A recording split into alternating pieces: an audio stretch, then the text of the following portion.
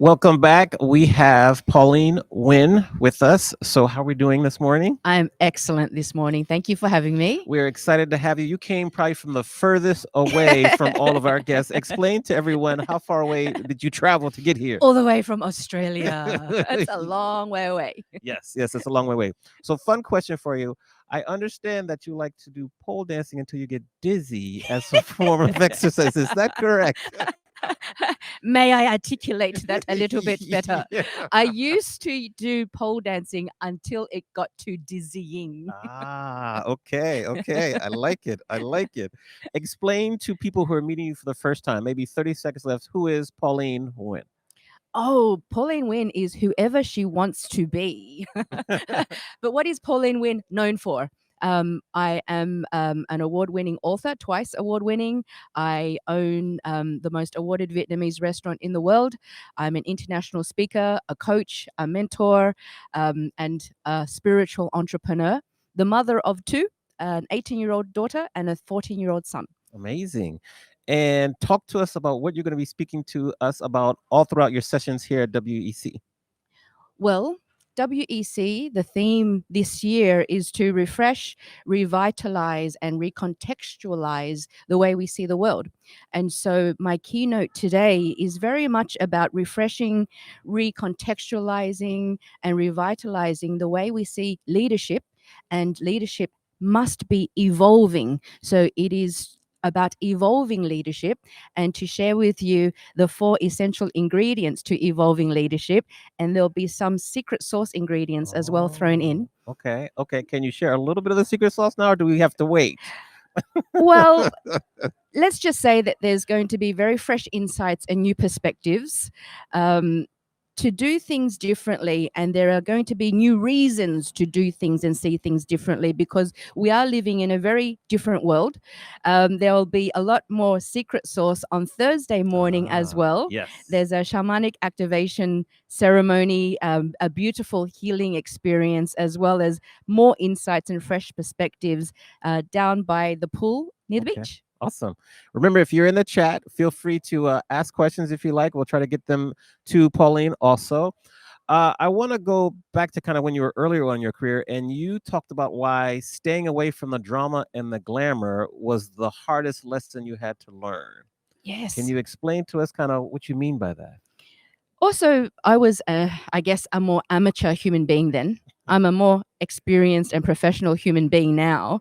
And as a young person, we love the drama and the glamour, don't we? Right? Yes, we do. Because it makes us feel significant. It gives us certainty. It means we're in it. But man, it's all about energy management now.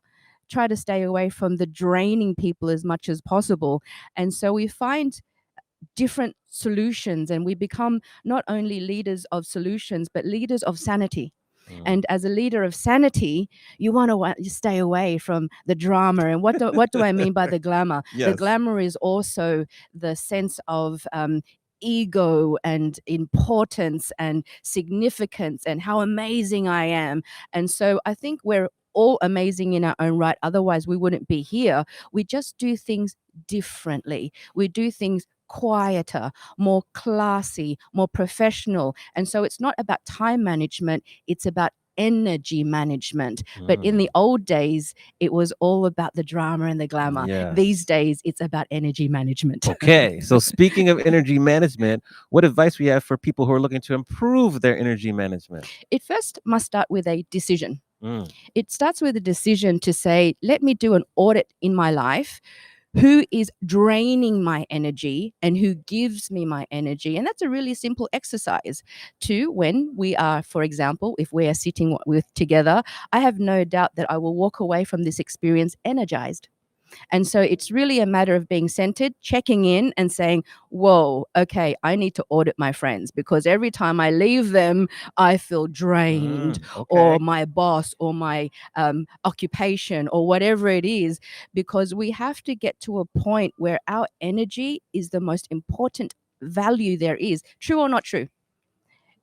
True, absolutely, 100% true. I'm just listening. I'm ready. But some of us go through life just defaulting. I've got to do this. I've got to do that. And so to tune in, what gives me energy? And there's a whole science behind this, right?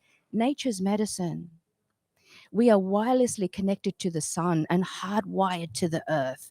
Mother Earth has looked after us for eons, and yet we spend so much time disconnected to Mother Earth and Father Sun. And so, when we can spend as much time there as possible, especially morning sunlight, having at least 30 minutes of sunlight in our eyes without sunglasses, having solar callus on our skin, we can leave energized. It boosts mitochondria, it boosts cells and energizes us, it boosts our performance. What else energizes us? Stillness. Stillness speaks. Meditation, activation, sound healing, all those things energizes us. Inspiring conversations, Mhm. thinking new ideas with collaborators, doing things that make our heart sing. All those things are pretty fundamental, but we forget, don't we? We forget Yes. Yes. Why do we forget? Why is that the case? because we think to achieve, we think to the drama and the glamour. That's going to be the title of this episode. We think all those things are how we're meant to operate. Mhm. And ultimately, I coach, I've taught, I've facilitated, I've worked with a multitude of leaders from all walks of life, from startups to small business to already established entrepreneurs and corporate executives. And I've seen time and time again that they're fraying at the edges, they're Mhm. dis-eased and they're dis-eased because they've forgotten that we are here on this earth to do three things: to evolve, to push humanity forward, and to do it with joy. It's the last part that they've forgotten. Ah, yes, well said. I love it. Okay. Now, in the past, you've talked about where fear resides, there is gold. Yes. Tell us what you mean by I that. love that you've done your research. I love that. Thank you. Thank you. So many of us have made our life decisions out of fear, disguised as practicality. Mm, And so we think fear as a headwind and not a tailwind. But what if we were trained to and had the tools to reframe and see fear as a tailwind rather than a headwind? What okay. what what is fear? If to reframe it, fear, FEAR, Mhm. false evidence appearing And real, amen. false ego appearing real, Mhm. FEAR, false emotion appearing real. And then we stay in the comfort zone because we think the comfort zone is the most safe place to be. It's the zone where we take no risk at all. But the comfort zone is, in fact, the most dangerous place to be because we take no risks at all.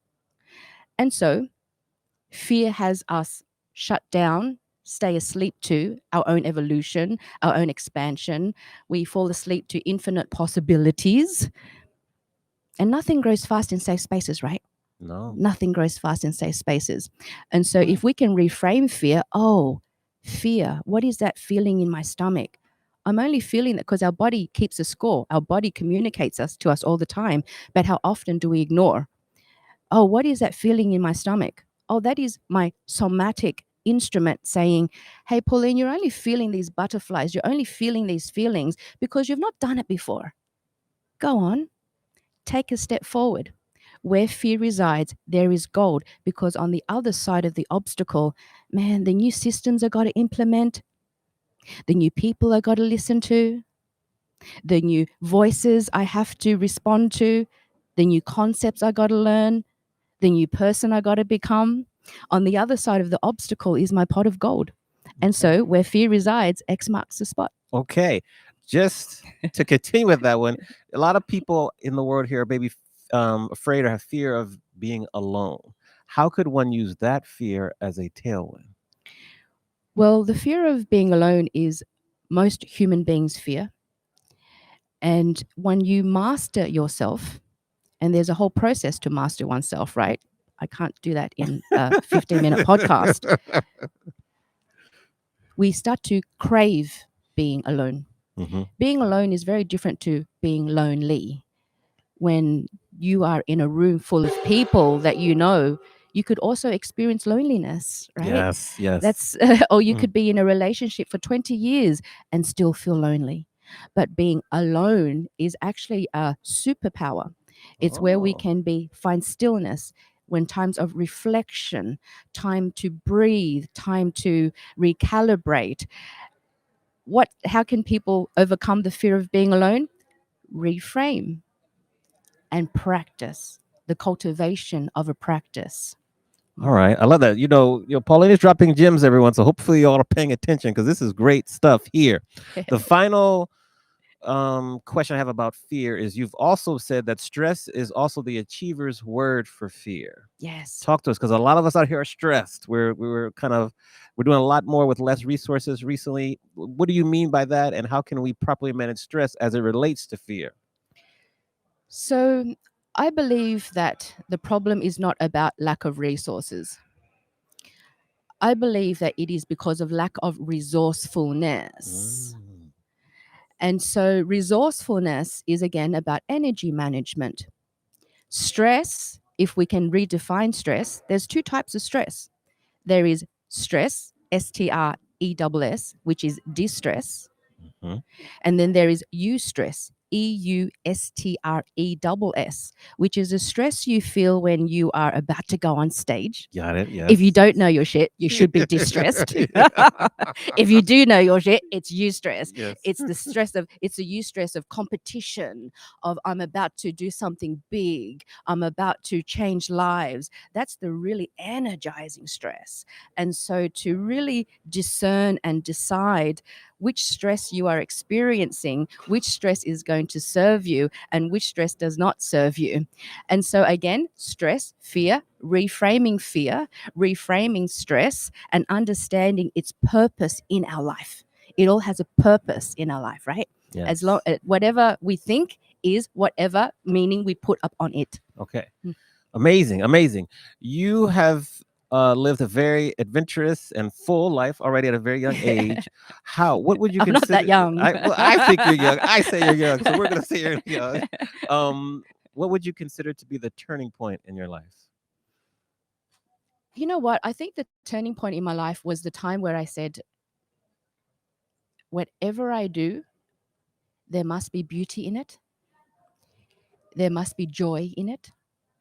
There must be a sense of being surrounded by quality people who have quality conversations.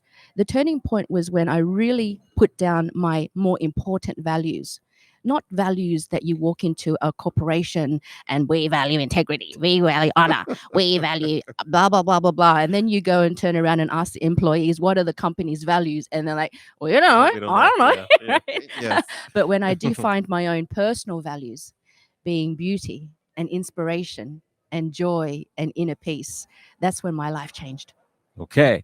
Final question for you is: can you explain to us two parts? Why do you feel you were so hard on yourself in your 30s? Yeah. And then how has the growth mindset helped you get through that all the way to where we are today? Because I was an amateur human being then. Yes. I grew up in a very violent household. My father suffered from PTSD, lots of violence, lots of fear, all the way up until I was 30, and I decided I would like to have a child, but I can't be this person if I'm going to be a mother. And so we draw a line in the sand and we make a decision.